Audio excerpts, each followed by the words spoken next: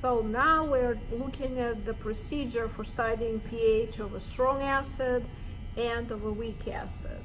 What I'd like you to do is, hopefully you've looked at the procedure before watching this video, so you have a general idea of what's going on, and I'm going to take you through the steps, and we're going to take a look at how you should fill out the report sheet for that portion of the experiment. First though, I thought we'd take a quick look at this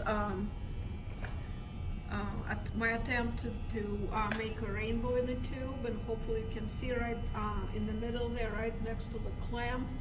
This of course is my basic part here, this is my acidic part, but now I let them mix a little bit, and so you can hopefully see a little bit of a rainbow there. So we have a transition from basic towards less basic to neutral, then weakly acidic, and then finally strongly acidic here. So I kind of think it's neat for you to look at. So now we're looking at the pH meter. And what I would like to show you is, this is of course a familiar Pasco data logger, which is equipped with a chemistry sensor. And to the chemistry sensor I have attached this time what's called a pH electrode. And I'd like to show it to you so you can see what it looks like. It's very likely you're going to see it again in any other laboratory course that concerns itself with measuring pH. Pretty much all pH electrodes look the same. It's a glass tube filled with solution where concentration of hydronium ion is constant. And then on the bottom here is a tiny glass bowl. Hopefully you can see it. That's a special membrane that's only permeable to hydronium ion and no other ions. And so basically what happens when you put this electrode in a solution, there is a difference in concentration that occurs between hydronium ion inside and outside of the solution, and the difference creates difference in potential of voltage, somewhat similar to ion selective electrode we discussed a couple of weeks ago. And that voltage is then converted into pH units displayed right here on the display of the data logger. So what I did so far is I rinsed the electrode, and I am keeping it in tap water. This is used for short-term storage. Otherwise, the electrodes are stored in special little test tubes with 4 molar potassium chloride solution. So when I'm finished with this, I'm going to place the electrode in this test tube in such a way where a bulb would be completely immersed in this solution for long-term storage. But for now, for some reason it changed.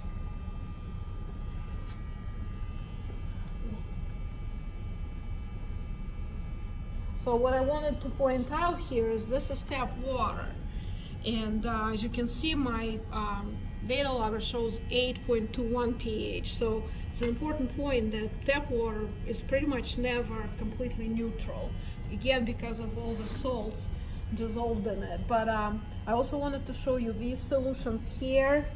This is something, again, you're likely to see in the future when you're doing your research in chemistry or biology department. Or take any advanced labs. These are buffer solutions. We're going to talk about buffers later, but I wanted you to see these.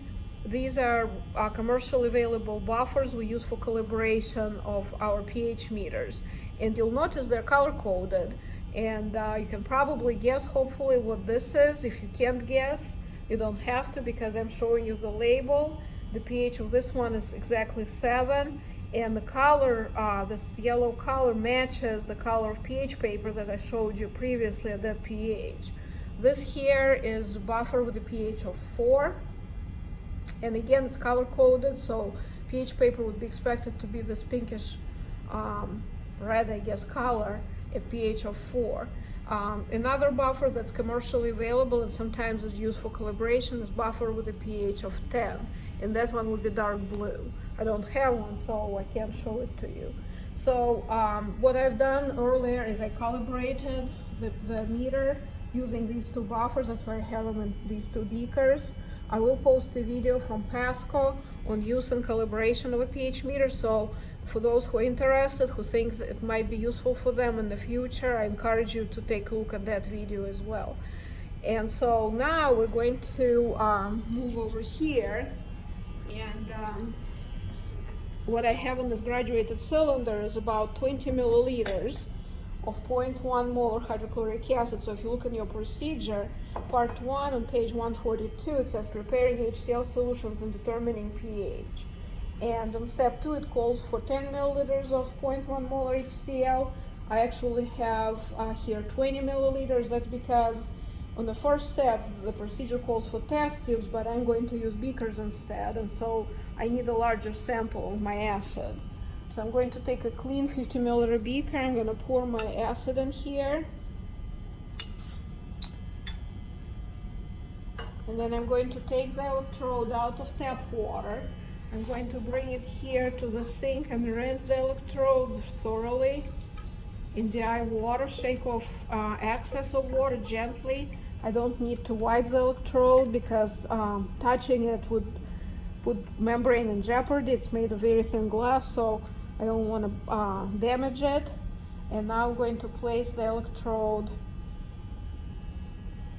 in my acid. And as you can see, the pH I'm reading is going down. I'm going to let it go for a minute. I don't want to do it for too long. It will probably keep going down a little bit, but slowly. So what am I seeing here? This is a 0.1 molar HCl. We looked at the expected or calculated pH, and we found that theoretical pH should be 1. What I'm seeing here is 1.2, let's say 1.28. So what does this tell me? Well, it tells me that my measured pH is pretty close to my theoretical. Now I'd like you to find your report sheet for this experiment. This would be data sheet 1 on page 149. And you look at the table here, and what you're seeing is concentrations, first one being 0.1, then 0.01, and so on. There are 2 columns here, measured pH and theoretical pH. So for measured pH, for this first solution, you can record 1.28, as we just measured. Now, for theoretical pH, as I showed you, you would calculate 1. Next, watch what I'm going to do. I'm going to take my 0.1 molar HCl using a small graduated cylinder for greater accuracy. I'm going to measure 5 milliliters.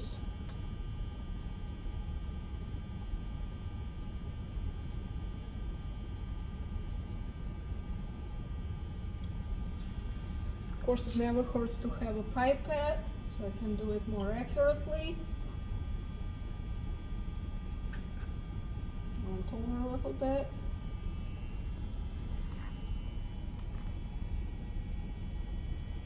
So now I have exactly 5 milliliters of 0.1 molar HCl.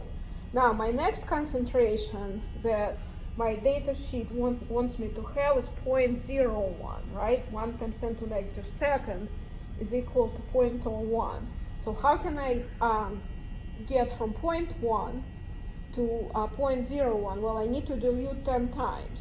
So I'm going to take 5 milliliters of 0.1 molar solution. This is a 50 milliliter graduated cylinder. I'm going to pour this in here. And now, if I add enough water to get to 50 milliliter mark, I will have to dilute my solution 10 times, from 5 milliliters to 50. And that should give me the desired concentration of 0.01. Notice what I'm going to do is I'm going to add a little bit of water to my cylinder, swish it around a little bit, and pour the contents into the large cylinder. What I'm trying to do is ensure that the entire sample of my original acid is transferred into the larger cylinder. I'm going to do it one more time. Make sure I rinse it out very well. Pour it in. I'm still way below my 50 milliliter mark, so I'm going to add some water here. Now I don't want to go over, so I'm not gonna risk it, and instead I'm going to use a wash bottle filled with dry water to help me bring this all the way up to 50 milliliters exactly, well, as accurately as I possibly can. with this cylinder. Remember, I want my bottom of the meniscus to be right at the mark, so there. So now I went from 5 milliliters of 0.1 molar HCl to 50 milliliters. You can take a piece of paper if you'd like and do a quick calculation using dilution formula. You will see that my final molarity here, my M2, is 0.01. So I decreased my concentration 10 times by increasing volume 10 times. I'm going to take a clean beaker, pour the solution in here.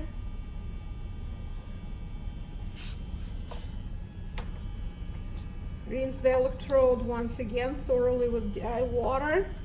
Shake off excess and place the electrode in here. We're going to give it a couple of minutes. As you can see, pH has increased, which is what we expected considering we diluted the acid, so we decreased the amount of hydronium ion in solution, and that caused the pH to increase. So right now my measured pH for 0.01 molar HCl is 1.88, well, 89. So you can go ahead and write it down as either 1.89 or now it's 1.90. So theoretical pH is something that you need to calculate using the same approach as I showed you for 0.1 molar, but I hope you already have a hint that theoretical pH for 0.01 molar HCl should be 2. So my measured pH is really close at 1.93.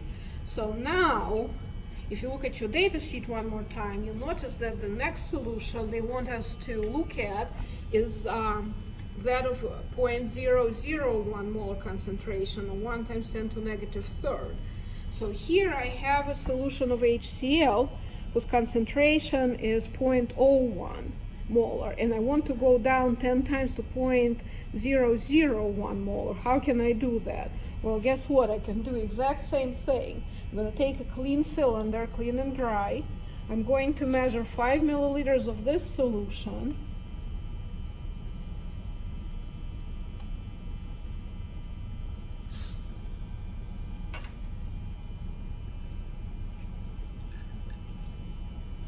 Again, using a pipette to bring it to exactly 5 milliliters.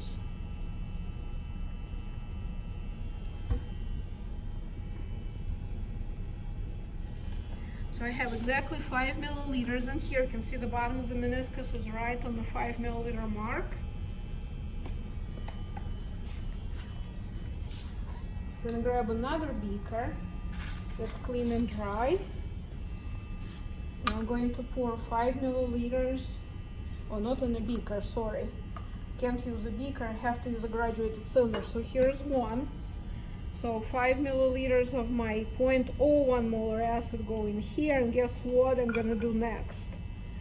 I'm going to dilute it to 50 again. So I'm diluting 10 times again. Again, I'm making sure I transfer all of it into the larger cylinder.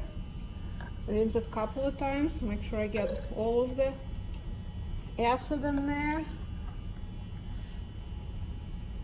I did it 3 times, which should be enough. So now I can add enough water to get me to 50 milliliters. Again, I go pretty fast to about 48. And use my wash bottle to get it to 50.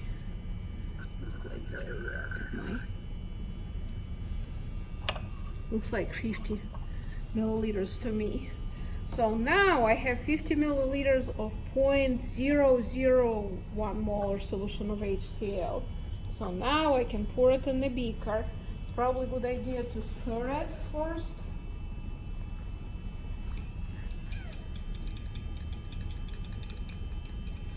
Stir it up, pour it in the beaker. I don't need all of it, so I'm gonna pour about half for measurement.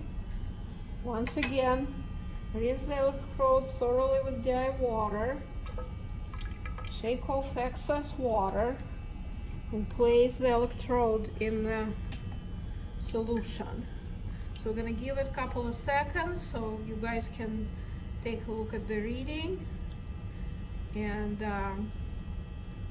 meanwhile, while the reading is being adjusted, let's talk about theoretical pH expected for this solution. So concentration of hydronium ion in this one is 0.001 molar, or 1,000th of mole per liter. And if we take negative log of that, if you have your calculator hand, you can quickly do that calculation.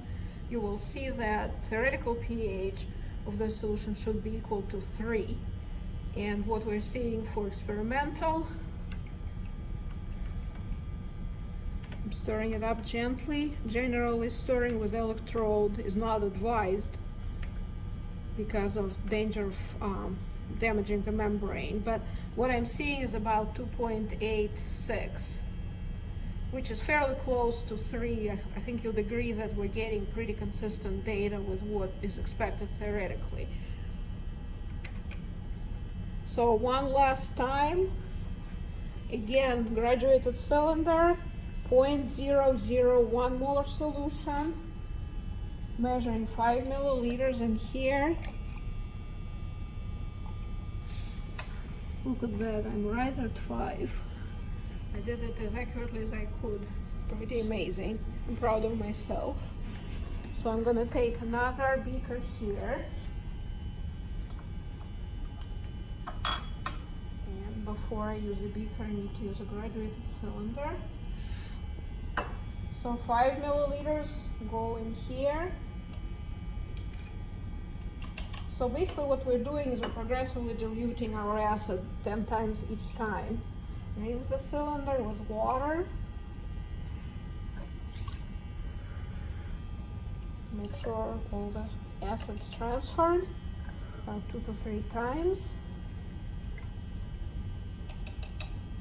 And now fill the cylinder to the 50 milliliter mark with water.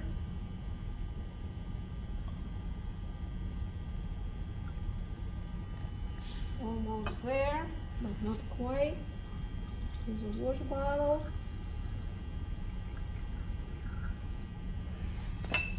So got it to, let's see, get rid of the bubbles. 50, almost, a little bit more, a couple more drops. There. So now it's 50 milliliters of 0.0001 molar. So this is the solution whose molar concentration is 1 times 10 to negative 4th moles per liter. This is the last one in part 1 in your table. So I'm going to pour this in here. And you probably already know what I'm going to do next. Take my electrode, rinse it thoroughly with dry water, shake off excess of water, put it in, and we're going to give it a couple of seconds. So we're now talking about a solution whose molarity is 1 times 10 to negative 4th. And if you take negative log of that value, you will get 4. So my pH is following pretty closely to that at 3.83. So you can record that as measured pH for the last solution in this table. So the next portion of the experiment would be to do the same exact thing with acetic acid. And I think what I'm going to do for that is I'm just going to post data on Canvas for you under announcements, so you can fill out data for part 3. I did skip part 2 because I'm going to neutralize the solutions by myself outside of the experiment. So what you'll need to do is for part 3 on your data sheet on page 149, right here, you're going to have to calculate theoretical pH using Ka value and following the example I have in the notes. Notes are posted on Canvas for you. Measured values is what I'll post on Canvas here. Now I would like to comment real quick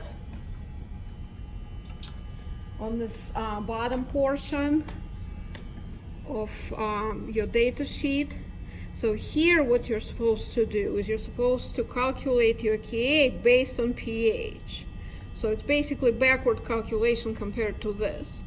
And what does it say here? It says literature Ka. Literature Ka is what you look up table. So for all of these, Ka value will be the same. For literature value, it will be 1.8 times 10 to the negative fifth. So all of these will have that number. Now, how do you find Ka from pH? It says based on pH data. So you're going to take measured pH for each of these solutions, convert pH to hydronium ion concentration by taking 10 to negative pH. That should give you hydronium ion concentration, and then you're going to plug it into expression for Ka and find Ka value. So again, this Ka value must be calculated for each of these solutions based on measured pH by converting pH to hydronium ion concentration and then calculating Ka. Hopefully that should be doable for you. That's all.